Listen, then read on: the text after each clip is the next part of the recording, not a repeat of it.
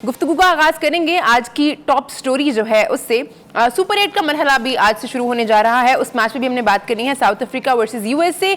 लेकिन पहले हम बात करना चाहेंगे पाकिस्तान क्रिकेट टीम के हवाले से जो खबरें आ रही हैं। आज जो एक बड़ी अहम खबर आई है वो ये है कि बांग्लादेश के खिलाफ जो टेस्ट सीरीज टीम पाकिस्तान ने खेली है उस टेस्ट सीरीज में रिजवान, शाहीन और बाबर को ड्रॉप किए जाने का इम्कान है और नए खिलाड़ियों को मौका दिया जा सकता है। इस पे हम बात करेंगे।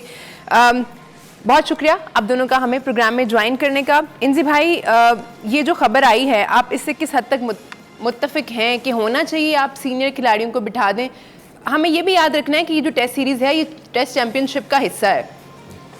सारों से तो पहले अल्लाह आपकी तबीयत ठीक करे क्योंकि जी आपने पाकिस्तान सुपर 8 नाम में ना पहुंचने का बहुत दुख लिया है। बहुत तो गला खराब हो गया, गला खराब हो गया उसमें। दूसरी चीज़ ये कि ये तो बिल्कुल सही है कि जी बाबर, शाहीन और रिजवान ये तीनों ड्रॉप हो रहे हैं।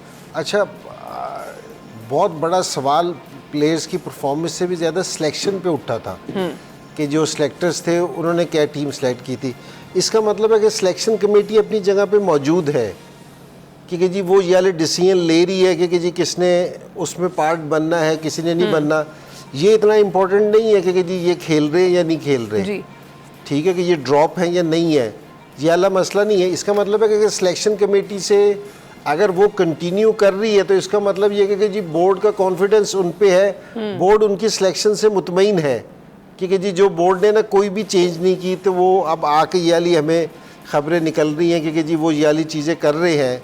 सो पहली तो ये वाली चीज़ इस चीज़ पे देखने की है जी। और ठीक है कि जी अगर आपके पास के ये बाबर का कोई यंगस्टर आपने अगर तैयार कर रखा है तो आपको ज़रूर मौका देना चाहिए।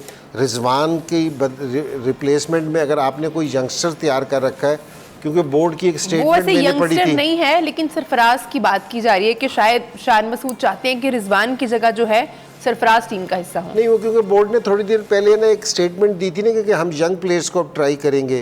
तो मैं उस हवाले से बात कर रहा था कि मैंने कहा इन तीन की जो रिप्लेसमेंट है कि वो यंगस्टर्स कोई तैयार हुए हों जिन पे इन्होंने हमारे सिलेक्टर्स ने जिन पे ये हमारा कॉन्फिडेंस अभी तक है बोर्ड का कि जी इन्होंने कोई यंगस्टर्स कोई सेकंड लॉट तैयार कर रखी होगी जो अब है ना इनकी जगह लेंगे आके शायद तैयार करें। अभी तो वो लोग यूएसए थे ना टीम के साथ, वापस आ जाएंगे तो शायद तैयारी का सोचे फिर। अच्छा, अभी नहीं तैयारी। ठीक है, तो मेरे लिए ये है कि जी ये हमेशा से ये एक है ना चुप कराने का तरीका है कि जी अच्छा जी हम ये कर रहे हैं और ये भी अभी खबर है, कोई मेरा मतलब है कंफर्म नहीं है कोई भी चीज़, ये एक खबर है। मैं उस खबर के हवाले से बात कर रहा था कि जी कोई भी चीज़ अभी कंफर्म नहीं है। देखिए मैंने पहले भी ये वाली चीज़ कही थी कि आपने कोई भी कदम उठाना है ना वो ज़रा सोच के उठाना है। ऐसा ना हो कि जी आप सिर्फ दिखाने के लिए इस तरह की चेंजिंग करें कि जिससे लोग तो खामोश हो जाए, टीम को कोई फ़ायदा ना हो।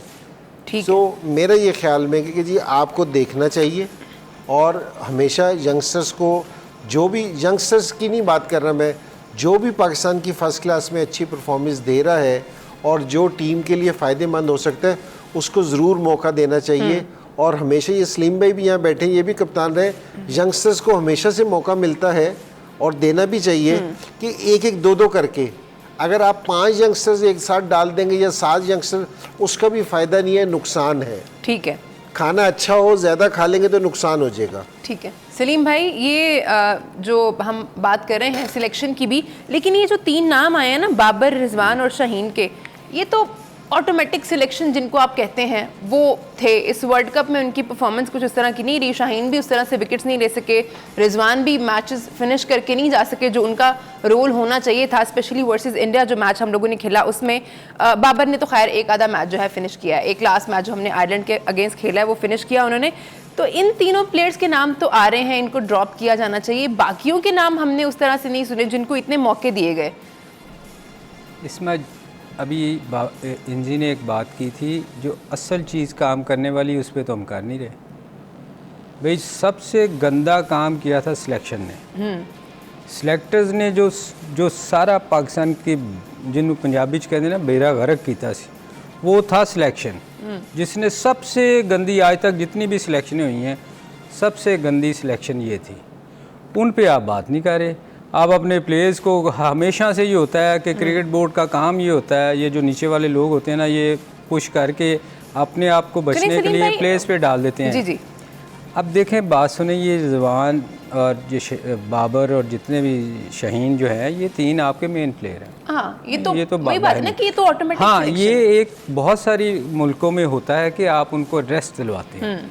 ये ड्रॉप करने वाला अल्फाज जो है ना, ये थोड़ा मेरा ख्याल गलत है। आप ये कह सकते हैं कि हम उनको रेस्ट करवा रहे हैं, और रेस्ट होना भी चाहिए। काफ़ी लंबी क्रिकेट खेल रहे हैं, यंगस्टर को बिल्कुल चांस देना चाहिए। जो इंजी ने बात की थी ना, देखिए यंगस्टर पता किस तरह तैयार होते हैं जी, कि आप 1-2 यंगस्टर साथ लेके जाते हैं, उनको एक आध मैच खिलाया, वो फील्डिंग करवाई, ताकि उसको जो प्रेशर होता है ना ग्राउंड का, वो उनका ख़त्म हो।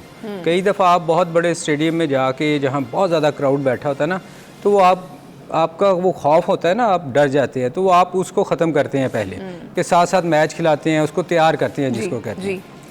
अब चूँकि हमारी टीम की पिछले 4-5 सीरीज़ से, मेरा ख्याल 2-3 साल हो गए हैं, हम बहुत अच्छा परफॉर्म नहीं कर रहे, तो यंगस्टर्स की ज़रूरत है।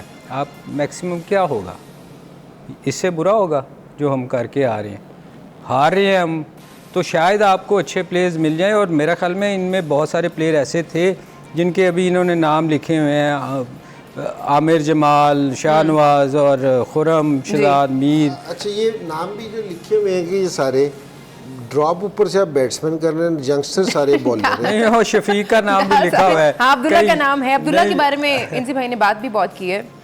ये शफीक का भी है, और भी हैं 1-2 लड़के, ये साउथ शकील है, सलमान अली आगा भी है। ये इनके ये सलीम भाई, ये रेगुलर पार्ट है टेस्ट मैचेस का ना। ये नहीं है कि जी इनको चांस दिया जा रहा है, ये रेगुलर प्लेयर हैं खेलने के। अब्दुल्ला, शफीक, ये आगा, ये रेगुलर पाकिस्तान से टेस्ट मैचेस खेल रहे हैं। साउथ शकील भी खेलते हैं, साउथ शकील भी खेल रहे हैं, रेगुलर खेल रहे हैं। आप असल देखें एनजी, ये क्यों नहीं थे फिर? मिडिल ऑर्डर है ना, मिडिल ऑर्डर थे ना हमारे जी। असल सवाल तो ये है कि ये उस वक्त इनको क्यों ड्रॉप किया गया मिडिल ऑर्डर में, 6 ओपनर। ये देखें ना इंजी, ये जो चीज़ चेंज करने वाली है, हम उस पर बात ही नहीं कर रहे। इसका मतलब है ये सिलेक्शन कमेटी यही है। मतलब आपने पाकिस्तान सारी की उल्टबाजियाँ लगवा दी हैं। हर बंदा, आप इधर अफसरदा, उधर वो अफसरदा, सारा मतलब सारा बेड़ा गर्क करने वाले ये सिलेक्शन कमेटी है। ये तो अगर ये लोग वहीं रहेंगे और इसी तरह पाकिस्तान की सिलेक्शन होगी, तो फिर हम कुछ नहीं कर सकते।